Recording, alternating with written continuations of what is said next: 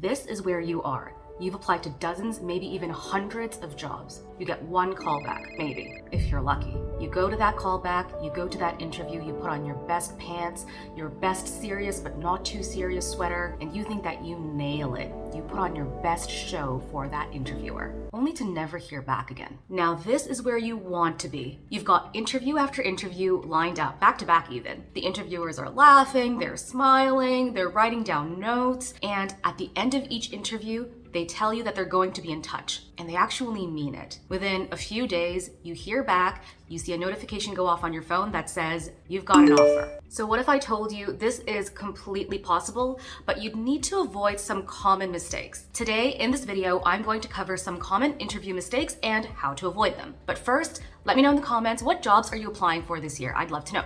Now back to interviews. So full disclosure, I've actually been on both sides of the process, meaning that I've been both an interviewee and I've been an interviewer. I could write a book about the amount of mistakes I've seen and how close people have been to landing a job if they had just avoided these. The first critical error that is completely avoidable is not doing your research. I see this way too often, and it also applies for university applications, job applications, pitch decks if you're an entrepreneur, so it really goes across various different situations. So consider this. In the dating world, if you were to go out on a date with someone, it would be considered borderline stalker behavior if you were to look up your date on every single social media platform and learn absolutely everything about them. A little strange. But in the interview world, that's where things are different. Not doing your research is actually frowned upon in that case. Now, before I land myself in some hot water, I'm definitely not suggesting that you go and stalk your interviewer or the company that you're about to apply for. That being said, it is definitely a cardinal sin to be unprepared during an interview.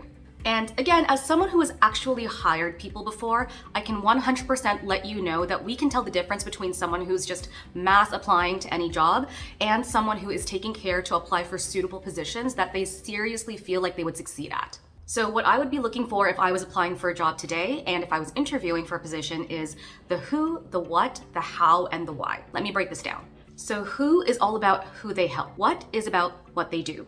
How is how they do that. And why is why. Why do they do what they do? So let's take a dog walking service as an example. The who would be busy pet owners.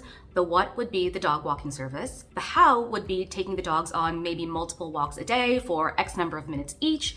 The why might be because the founders themselves were once busy pet owners. They had a lot of things going on, a lot of things to juggle. As a result, they couldn't take their own dogs out. So they created this company as a way to help other dog owners like themselves so that dogs could get all the exercise that they need, the owners could go ahead with their busy lives, and everybody wins at the end. So if you were applying for a position within this dog walking company, you could imagine how knowing the why, the how, the mission, the vision, the values could determine the difference between someone who blunders an interview and the one who gets the offer. Being confident and well-informed about a company as well as the job posting, plus being able to relate your experiences to the job's requirements can definitely impress a job interviewer. Now, don't go just yet. Here is another thing that you'll want to be mindful of in an interview situation. Picture this. You walk into the interviewer's room, you're nervous, you're sweating, your heart is racing, and you try to calm yourself down. You take some deep breaths, but now you swing in the opposite direction a little too far. All of a sudden, you let slip some casual language, and instead of being cool and casual, you come off as unprofessional. Not a great look. As the interview progresses, you notice the interviewer raising an eyebrow at you. And you can't help but think to yourself, maybe this sweatpants and sweatshirt combo wasn't the best choice for the C-suite executive job position. You try to regain your footing, but alas, it might be a lost cause. At this stage, you may have lost too much ground, and you'll have to work that much harder and prove yourself that much more to show that you are competent and confident and ready for the role. 45 excruciating minutes later, the interview starts to come to a close. Finally, you breathe a sigh of relief. The hard part is over. Or is it? They say they've wrapped up all of their questions except one. Do you have any questions for me? When I've been on the hiring side of things, and when I've been deciding between candidates who are good for the position and candidates who don't quite make the cut, it really helps when a candidate has questions ready at the end of the interview. Especially if the questions are well thought out, it tells me that this is somebody who did their research and who cares about the role. This is something that stands out. Also, remind yourself, this is a two-way street. While the employer is evaluating whether or not you're a right fit, you also have the opportunity to vet the company and determine if that company is a good fit for you. You've got some power in this too. Some of the most memorable questions that I've ever gotten as an interviewer involved things like taking a deep dive into the company culture, day-to-day responsibilities of the role, potential growth opportunities, or I even remember one time somebody asked me about my favorite building at my alma mater. By the way, have you ever been in a conversation with someone where they're looking around the room, at the ceiling, at the floor, really anywhere but you? You'll know how awkward it is to try to have a conversation with someone who won't even look at you. And you'll know that it puts a total damper on the situation. Now, granted, this is less of an issue with Zoom interviews or online interviews, but if you're doing an in-person interview, you'll definitely want to make sure that you're doing your best to try to meet the other person's gaze. One amazing tip that I learned from a fellow recovering socially awkward person, Vanessa Van Edwards, is to, instead of looking directly at their pupils, which can be really intimidating, try to look either between a person's eyes or at their forehead. This can make it less scary and less intimidating to look at a person while you're trying to have a conversation with them. Overall, it's hard to go wrong if you do your research, if you avoid asking questions that are repetitive, and if you're genuinely curious. By the way, this might take some practice, but when you get it right, it'll show that you're engaged, confident, and interested in what the other person has to say. Also, as the interview progresses, you might feel that you're starting to hold your own and that making steady eye contact helps you build a connection with your interviewer.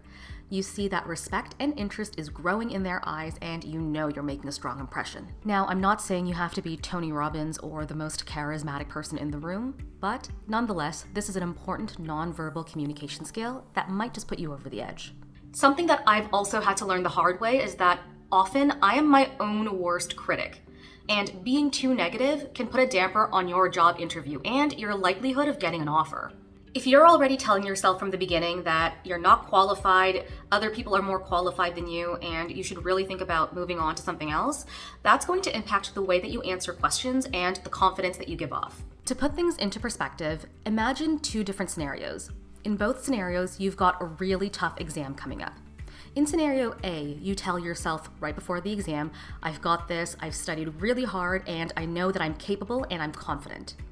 In scenario B, you instead tell yourself, I'm awful, I've barely studied, I'm going to fail, and I might as well quit while I'm ahead. What difference do you think that would make on the outcome? A 2022 sports performance study found that positive self-talk positively predicted performance, whereas negative self-talk before a competition negatively predicted performance. So instead of beating yourself up and telling yourself that you'll never get the role, take a deep breath. As the conversation progresses, try to frame your challenges in a positive light.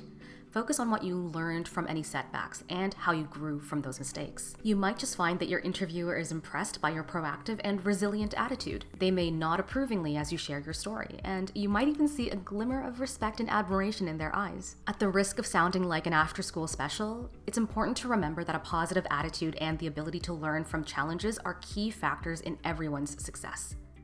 And there you have it. Avoid these common mistakes and you'll be well on your way to impressing your interviewer and landing your dream job. Thanks for watching. Please feel free to like, share, and subscribe if you like this video and want to see more.